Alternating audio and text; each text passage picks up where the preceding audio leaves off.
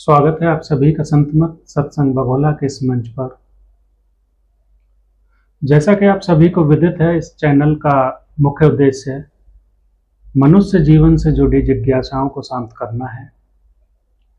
ये चैनल किसी धर्म विशेष या जाति विशेष के लिए नहीं है, संपूर्ण मानव जाति के लिए चैनल बनाया गया था। यही इसका उद्देश्य रहा है। गुरु महाराज, आज का प्रश्न श्री राम कोहली जी का है। वैसे तो इन्होंने ये कमेंट डाला है, लेकिन मैं इसे प्रश्न के रूप में आपके सामने रख रहा हूं। उनका कहना है कि सत्संग में तो सभी बैठते हैं, लेकिन सत्संग हमारे अंदर कितना बैठता है, तो कहते हैं इस पर विचार करें। और मुझे लगता है गुरु महाराज से अधिक इसको अच्छे तरीके से और कोई इसकी व्याख्या नहीं कर सकता है। तो आपसे प्रार्थना है कि गुरु महाराज इस पर जरूर प्रकाश। कोई नाम वगैरह उनका? श्री राम कोहली। श्री राम कोहली। कोहली।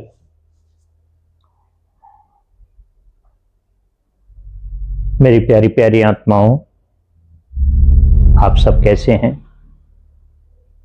मैं समझता हूं आप ठीक होंगे, और भी उस मालिक से मैं प्रार्थना करता हूं कि आप सुखी हों, आपके अंदर आनंद की अनुभूति हो, धन धान्य से आपकी मौज हो, ऐसी मेरी कामना है। आज का जो प्रश्न आया है बड़ा मार्मिक प्रश्न है। श्री राम कोहली जी हैं कोई, उन्होंने जो प्रश्न किया है कि सत्संग में तो सभी बैठते हैं, मगर सत्संग कितने लोगों के अंदर बैठता है?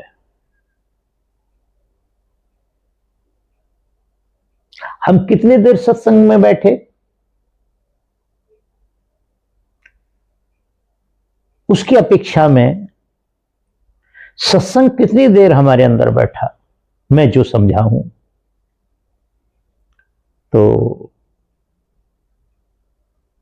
ये प्रश्न हमारा गुरु महाराज से बहुत पहले हुआ था कि गुरु महाराज हम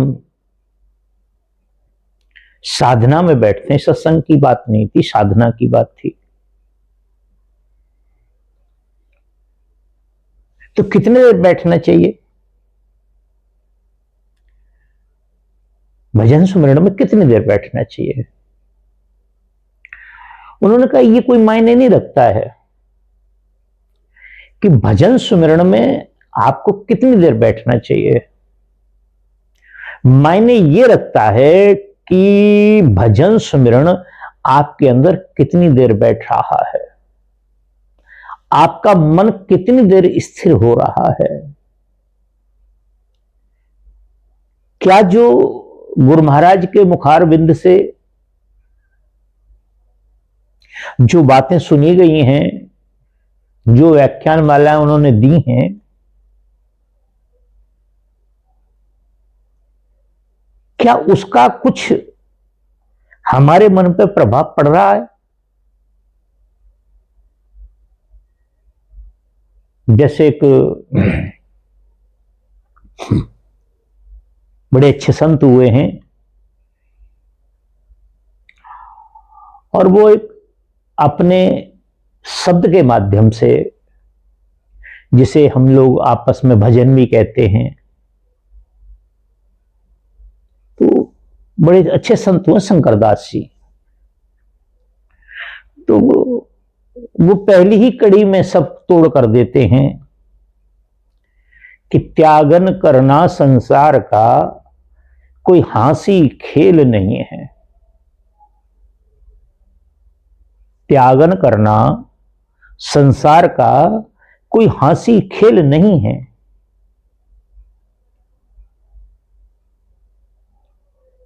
त्यागी वही जो सब कुछ त्यागे, रटना हरि नाम की लागे।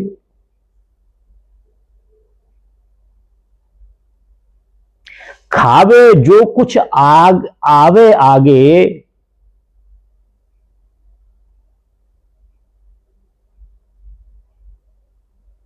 जो कुछ आगे आ जाए उसी को ग्रहण कर ले। यही संत विचार हैं, यही संत विचार हैं। तो बहुत लंबी बात है ये। तो बात जो आपने प्रश्न किया, बहुत उत्तम प्रश्न किया है। कोई नहीं करता इस प्रकार का प्रश्न। सभी लोग प्रश्न जो करते हैं वो केवल एक प्रश्न करते हैं कि सत्संग में भीड़ कितनी थी, लोग कितने लोग थे, 1 किलोमीटर में, 2 किलोमीटर में। महाराज श्री के मुख से क्या सुना, क्या हमारे अंदर बैठा, क्या हम समझे, इससे कोई मायने नहीं है। केवल महाराज जी के यहां भीड़ कितनी थी, कितनी गाड़ियां आई, कितनी जगह है जहां बैठ के लोग भोजन कर सकते हैं, कितने सेवादार हैं। भाई मेरा तर्क है, सेवादार लाखों हों मगर हमारे जीवन में सेवा नहीं आई तो उस सेवा का क्या लाभ हुआ हमको। जहां हम गए हमने एक बात का भी मनन नहीं किया, एक बात पर विचार नहीं किया और उस पर हम नहीं चल सके, और चले भी नहीं सके तो विचार भी नहीं किया, इससे हमारा क्या लाभ होगा। वही एक चमचे वाला हाल हो जाएगा हमारा। हजारों मन खीर बना दी, हजारों मन हलवा बना दिया, हजारों मन साग सब्जियां बना दी, मगर उस चमचे से यदि पूछा जाए कि इसका टेस्ट क्या है तो चमचा नहीं बता पाएगा, जबकि उसी के माध्यम से हुआ है सब।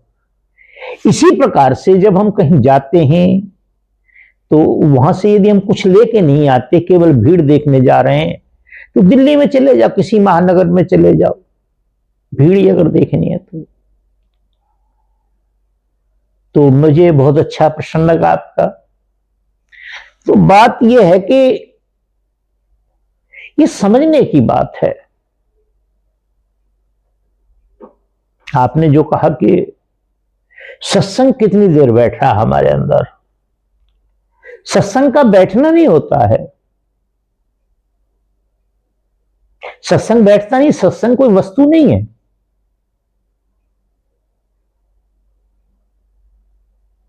सबसे पहले हमें सत्संग को समझना होता है। सत्संग क्या है?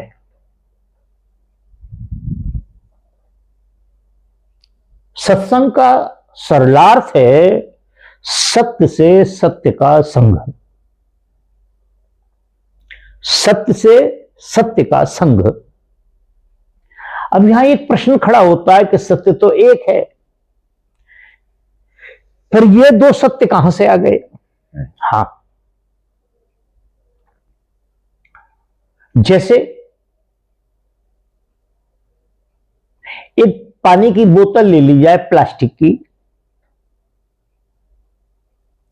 और उसमें पानी भर दिया जाए और किसी नदी या किसी तालाब में छोड़ दिया जाए, उसी का पानी भर के उस बोतल के अंदर भर के उसमें छोड़ दिया जाए, तो वो कितनी देर में उसके अंदर मिश्रित हो जाएगा? क्या मिश्रित हो पाएगा? नहीं हो पाएगा। क्यों नहीं हो पाएगा? इसलिए नहीं हो पाएगा क्योंकि आपने उसके अंदर एक पर्दा बना दिया, संपुट बना दिया, एक दायरा बना दिया उसका। पूरे जीवन वो बोतल पड़ी रहेगी, मगर क्या हम ये नहीं मान सकते कि क्या वो जो तालाब का जल है और जो बोतल का जल है, क्या वो एक नहीं है? एक है। यदि हम ढक्कन खोल करके उस बोतल को उसी में उड़ेल दें तो क्या वो उसी में नहीं मिल जाएगा? इसी प्रकार से सत्य परमेश्वर है, सत्य वो परम पिता है, वो मालिक है, जिसे लोग कुल मालिक कहते हैं। कोई निराकार कहता है, कोई खंडानंद, कोई ब्रह्मानंद, कोई परमानंद, कोई सच्चिदानंद, अनेक तरह से उसको पुकारा जाता है। और वही जैसे पानी में बोतल पड़ी हुई थी, उसी तरह से ये जीव आत्मा है, उसी तालाब का पानी है। तो वो परमेश्वर सत्य है और ये जीव आत्मा ये भी सत्य है। इन दोनों का जो मिलन है, आत्मा ऊपर उठे, हमारी सूरत ऊपर उठे और परमात्मा में विलीन हो जाए। जैसे वो बोतल का पानी तालाब के पानी में मिश्रित करा दिया गया, उसे खोल दिया गया, उसे छोड़ दिया गया, वो उसी का होके रह गया। इसी प्रकार से जो जीव आत्मा परमेश्वर से निकली और अनेक जन्म का भ्रमण करने के बाद, पुण्यम मरणम पुण्यम जन्म के बाद, वह जीव आत्मा इस माया के जाल में फंसी हुई है, मन के जाल में फंसी हुई है। अब वो निकल नहीं पा रही। क्यों नहीं निकल पा रही? हम सत्संग में भी जा रहे हैं, हम भजन सुमरण भी कर रहे हैं, भजन कीर्तन भी कर रहे हैं, रामायण और भागवतों में भी जा रहे हैं, हम चार धाम की यात्रा पे भी जा रहे हैं, हम काबा भी जा रहे हैं, हम कश्मीर भी जा रहे हैं, हम काशी भी जा रहे हैं, सब जगह जा रहे हैं। जहां भी हमको जाना चाहिए हम जा रहे हैं, मगर हमारी संतुष्टि नहीं हो पा रही। हमारे विचारों में दृढ़ता नहीं आ पा रही, प्रखरता नहीं आ पा रही, हमारे विचारों में ठहराव नहीं आ पा रहा।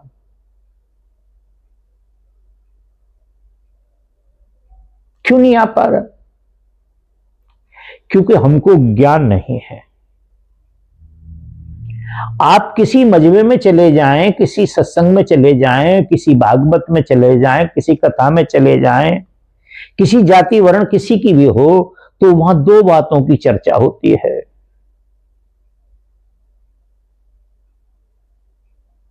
कल तक महाराज जी के पास कुछ नहीं था, आज मर्सिडीज गाड़ी में घूमते हैं, बहुत बड़ा लंबा चौड़ा आश्रम बना लिया है।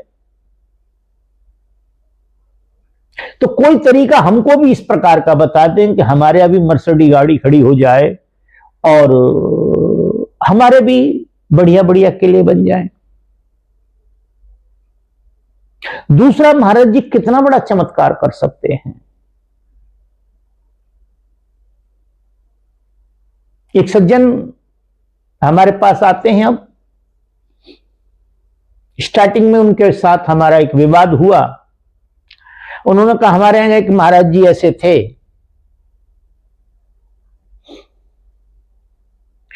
कि मंदिर पे भंडारा हो रहा था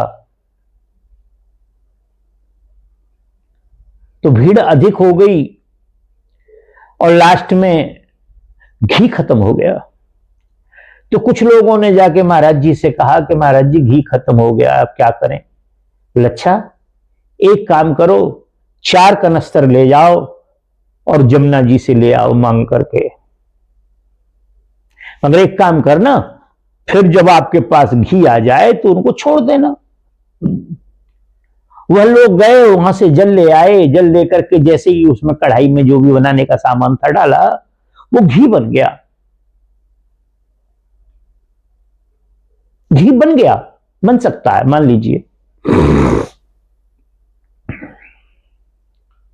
थोड़ा सा हम विचार करके देखें, क्या पानी का घी बन सकता है?